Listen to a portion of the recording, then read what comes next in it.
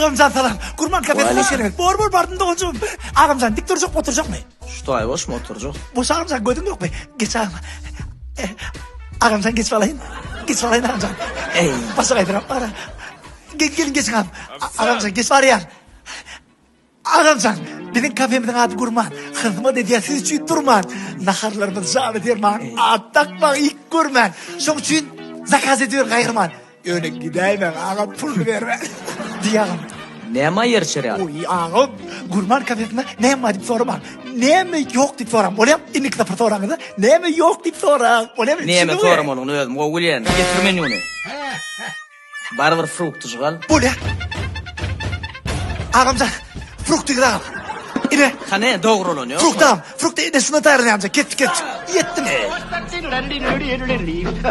Bananı banan. Froggy when he courtin', he did right. Crambo. Froggy when he courtin', he did right.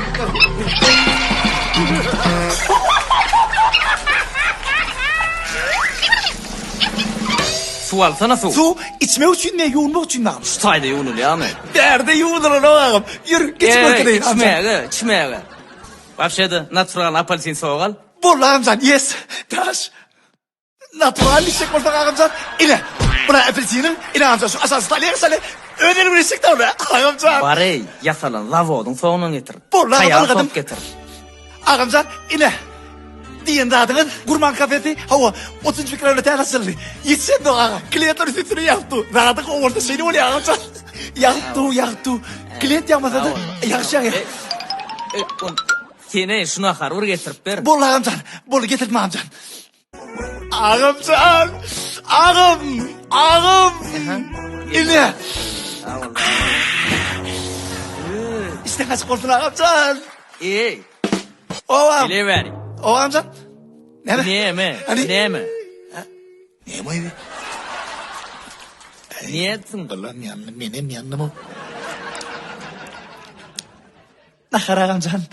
Karaköy editsin ama ne? Sen eklet öyle başka yol var. Bak uğurcan yol ağamcan. Ağamcan taşlar veren. Ey. Buna karın men şu an yer ödeyeceğim. İzlekem şu an. Sabah edeyim ağamcan. Borlu. Hayır. Men buna karın iymeyen baro menajerin çağır. Menajeri peydati o ağam. Men sana menajerin çağır diyen o. Peydati o ağam. Ne için? Oğlum iyi mi ya?